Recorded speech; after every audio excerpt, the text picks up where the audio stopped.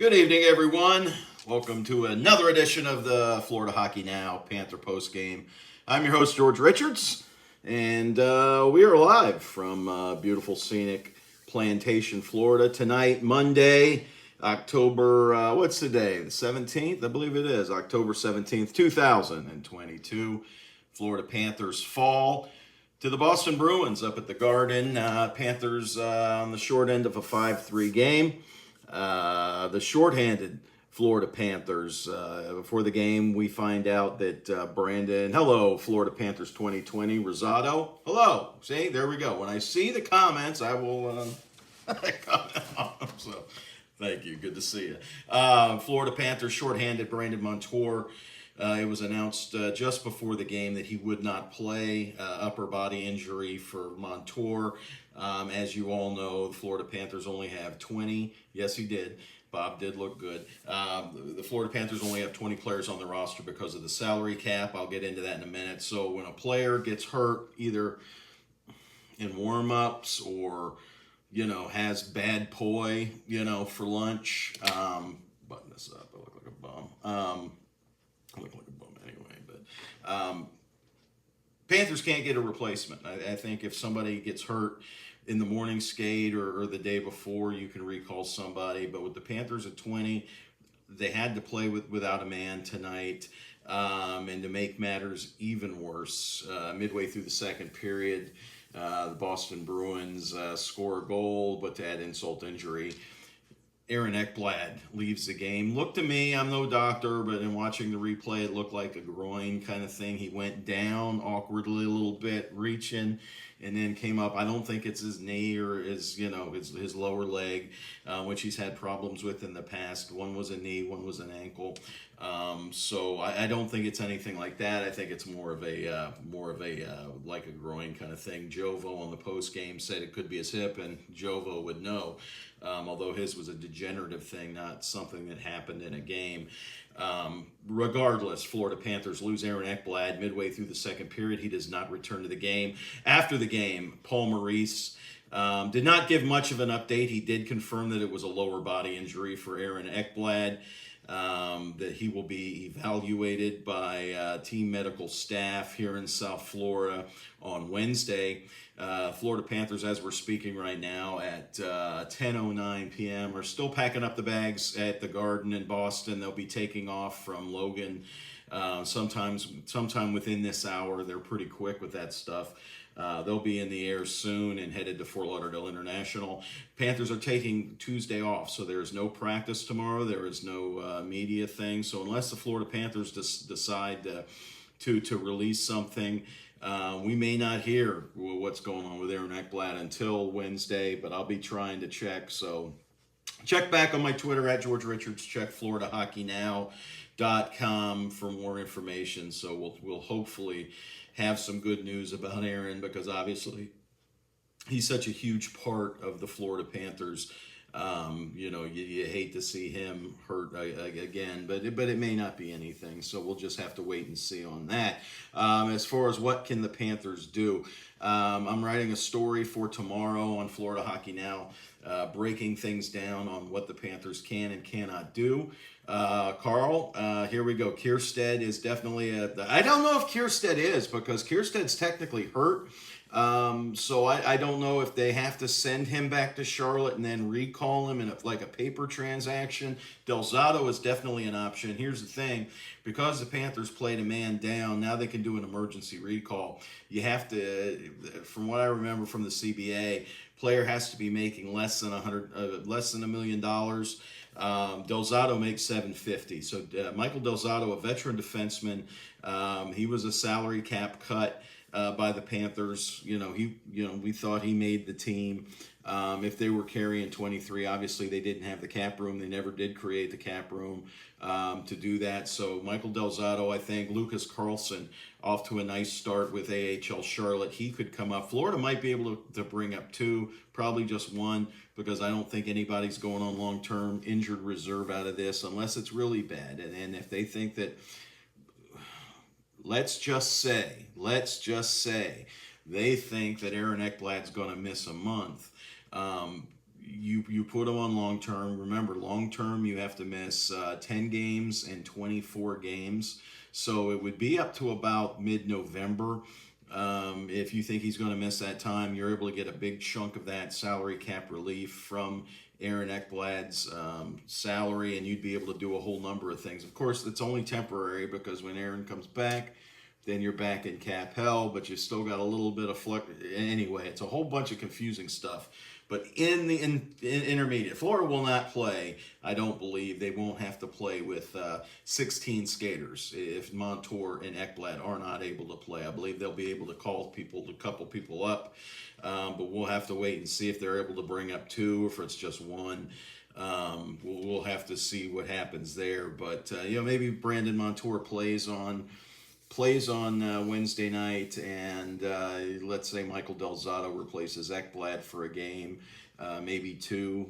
We'll just have to wait and see on that. So we're looking way far ahead. We don't know what it is. He could be okay. It was just precautionary, but Paul Maurice didn't say anything, and I wasn't there to press him on the issue. So that's all we've got for right now. Looking at the game, Florida Panthers, again, we're shorthanded coming into the game, but that doesn't excuse the start. 21 seconds into the game, Jake DeBrusk gets Boston going. He scores to make it 1-0, an unassisted goal. Florida Panthers playing behind the 8 ball from the get, but they played a very solid first period, I thought. They did a lot of nice things. They had a power play chance. They had 2 power plays. Did they have 2? Yeah, 2 power play chances in the first, created some chances. Let's just look real quick on the power play. Florida goes 0 for 5 tonight, and they get off 10 chances, 10 shots on goal. And I would have said they would have had about 7 or 8, 9 scoring chances. So pretty good, pretty good, 8 or 9 more over the shots on goal. Scoring chances. So Florida Panthers did a lot of good things on the power play at the very end of the game. Obviously, they pulled Sergei Bobrovsky, but we'll get into that. Sam Bennett ties the score on a beautiful pass from Matt Tkachuk, 4:32 into the second. So we've got a 1-1 game. Then at 12:35, Patrice Bergeron scores off a very nice play from DeBrusk. In the play that Aaron Ekblad got hurt on. Aaron Ekblad was trailing the play. Looked like he went down with his stick and trying to poke away the puck from DeBrusk. Doesn't get there. DeBrusk leaves a no-look back pass to Bergeron, who scores. Then David Pastrnak scores 7:01 into the third period. Florida Panthers are now down 3-1. With about seven and a half minutes left, Boston scores again, makes it a 4-1 game, and then the Panthers just come a-calling. Gus Forsling gets a score just 27 seconds after Boston takes that 3-goal lead, cuts it to 4-2. Florida gets a power play chance. They go out with 5 forwards, kind of reminiscent of last year. Then they pull Sergei Bobrovsky from net, so they've got a 6-on-4 power play. They do not score there, although they create a whole lot of havoc around the net. They keep Bob out. Boston hits the post twice on the empty net to keep it a 4-2 game, and then Colin White off a Gus Forsling shot scores in front of the net with 1:37 remaining. The Florida Panthers are only down 4-3, and you're thinking, hey, these Florida Panthers, we know they don't quit.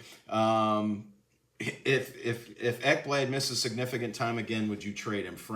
No, Frank, I would not trade Aaron Ekblad. He's one of the top defensemen in the league. Players get hurt. I mean, it looks like it looks like a groin or a hip. I mean, those things happen to professional athletes. So no, I would not trade Aaron Ekblad. Anywho, Colin White makes it a 1-goal game with 1:37.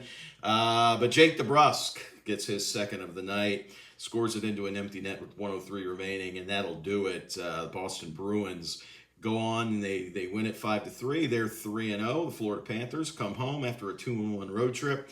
They open up their home campaign on Wednesday night against John Tortorella, Cam Atkinson, Owen Tippett, and those Broad Street bullies from the Philadelphia Flyers. So My takeaways from tonight, I thought that the Panthers pushed. The Panthers did a lot of good things tonight. Obviously, they had a lot of power play chances that they did not convert on. They should have had an extra power play. I think that the Tkachuk getting the double minor for roughing there midway through the second period was kind of dumb. Alex, if I had to bet, I would go with Lucas Carlson and or Michael Del Zotto will be called up. So one of those, maybe two. I think it'll be a combination of Del Zotto or Carlson. Let's see. I thought the Panthers did a lot. Like I said, Foligno and Tkachuk get into it. Tkachuk gets hit with a double minor for roughing, and I didn't see where that came from. And obviously Matthew did not either. You could see him arguing with the officials about that, and it was kind of, I don't know. But a good road trip for the Panthers, notwithstanding. As I wrote about today, talked about it, I think, on the last show. This is a very manageable month for the Florida Panthers. 9 games in the month of October. Only 2 games against teams that were playoff teams last year, Boston being one of them. Friday night, the Tampa Bay Lightning are here. We knew that, we know they're a playoff team, right? So they get Philadelphia, I believe, twice this month. I think they've got Ottawa coming up. So they've got some games, but against teams that Florida should be better than. So we'll just have to wait and see how the month of October works out. But I think you're seeing a team that's kind of figuring some things out. Again, new coaching staff, new players. This is only game number 3 of a long slog. I mean, this is an 82-game season, and the Florida Panthers, are kind of looking towards, April, May, and June. This is a team that's looking for the playoffs. Loving pulling Bob on the. I agree with you, John. I think that was pretty and going with the 5 forwards on that power play. I mean, you're missing your 2 quarterbacks, right? And Forsling, I think, does a very good job. And again, he was up top when he threw that in for Colin White.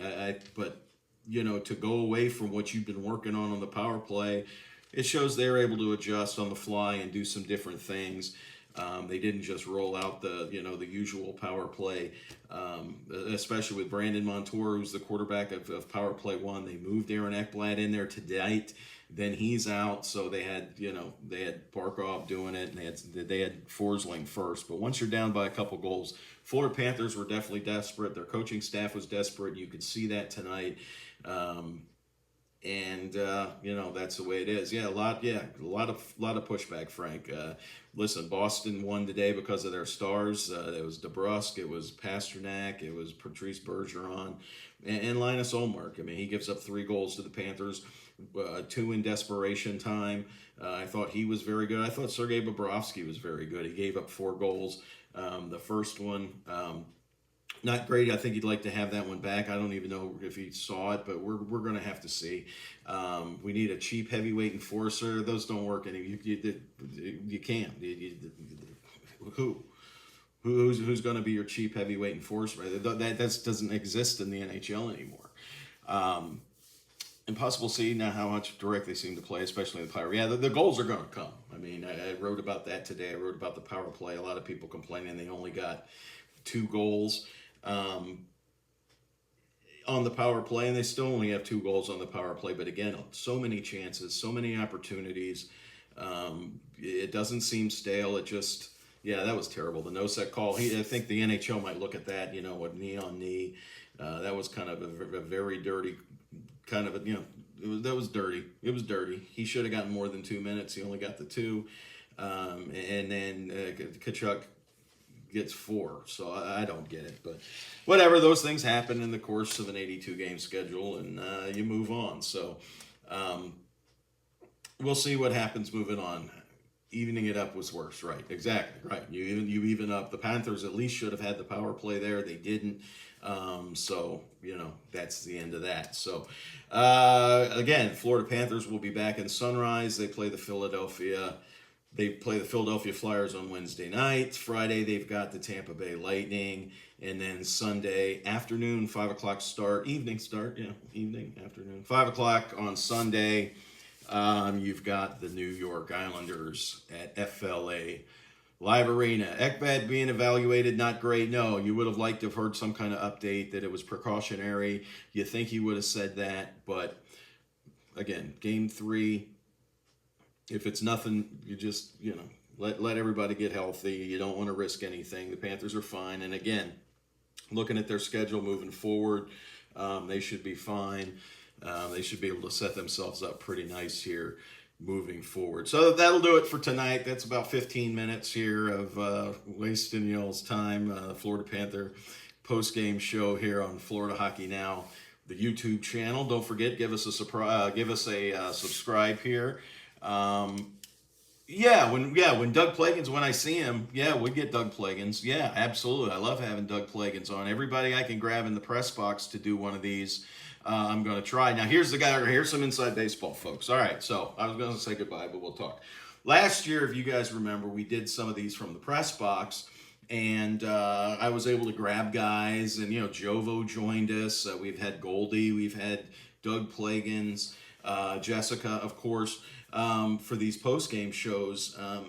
But that's because a lot of the stuff that we were doing was on Zoom, and we were just going to one part of the room, and then we were back upstairs real quick. Doug has to do his post-game show on the Florida Panther Radio Network, and then he'll come out. Now that we've got the locker room, I don't know if we're going to cross paths. So we're going to try, but we'll see. But we'll definitely have guys on. We'll get people on. Jessica when she's there. The new reporter from Bally Sports, Katie. I'm sure she'll be willing to come on, and we'll have her. Maybe Randy, Goldie, the group. So we'll have people on. Colby, of course. It'll be fun. But anyway, that's moving forward. We'll see how it goes. We play it by ear. There's no script here. There ain't nothing. It's nothing. Blank. So. Anyway, thanks for joining us. Appreciate you guys. Give us try subscribe here on the Florida Hockey Now YouTube channel. That helps us grow. And like I said, all last year, help us. We'll do live stuff. And here we are. We're doing some live stuff.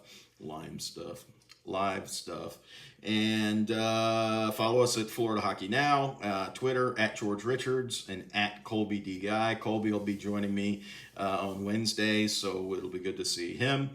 And that should do it from sunny South Florida. Not so sunny tonight, but you know what I mean.